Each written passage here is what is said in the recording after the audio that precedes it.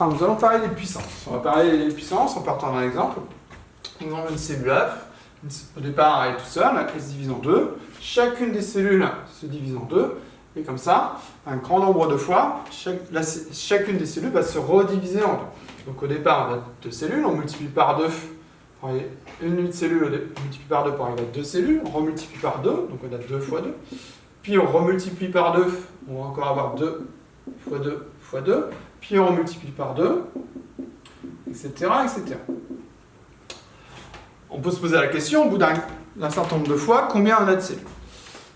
Alors, la première étape, on en a une. Deuxième étape, on en a deux.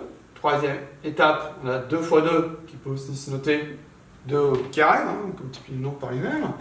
À l'étape suivante, on a 2 fois 2 fois 2, on sait qu'on peut le noter 2 au cube. On peut se poser la question, comment on va noter l'étape qui suit? Tout simplement, on va continuer en mettant un nombre en haut à droite, ce qu'on appelle l'exposant. On va parler de puissance. Là, on a 2 puissance 4, parce qu'on fait 2 fois 2 fois 2 fois 2. Il y a 4 fois le facteur 2. S'il y avait 5 fois, ce serait 2 puissance 5. S'il y avait 2 fois 2 fois 2 fois 2, comme ça, 10 fois, ce serait 2 puissance 10. Mais alors 2, c'est 2 à quelle puissance? Ici, on était à 2 puissance 2. Là, ça va être 2 puissance 1.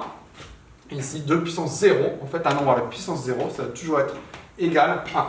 Plus généralement, si on a un nombre A, qu'on met à la puissance n, où n est un nombre positif, ça va être A fois 1 fois 1, où on a n fois le facteur A. Par exemple, si on prend 5 puissance 4, on va avoir 5 fois 5 fois 5 fois 5. On a 4 fois le facteur 5. Après, il faudrait faire le calcul. 5 fois 5, 25. Alors, on a encore 25. 25 fois 25. Calculer combien ça fait. Et donc, si on a un nombre à la puissance 1, ça va être le nombre lui-même. Par exemple, 17 puissance 1, ça va être 17. Si on a un nombre à la puissance 0, ça va toujours être 1, quel que soit le nombre. Si on a par exemple 12 à la puissance 0, le résultat va être 12. Après, on peut se poser la question, quand on a des nombres négatifs, quand on a le signe moins, comment ça va se passer?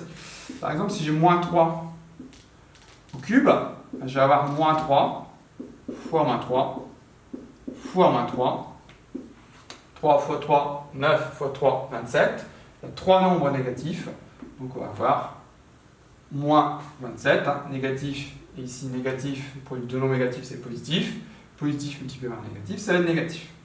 Si j'ai moins 3 au carré, on va avoir moins 3 fois moins 3, cette fois-ci on va avoir 9, parce qu'on multiplie deux nombres négatifs, donc le résultat va être positif. Si dans un calcul on a moins 3 au carré, imaginons 5 moins 3 au carré. Attention, là le carré va s'appliquer qu'au 3, donc on va avoir 5 moins 3 fois 3, c'est-à-dire 5 moins 9, donc le moins là il reste, c'est moins de la soustraction. Donc ça va donner moins 4. Voilà un premier exemple de découverte sur les puissances.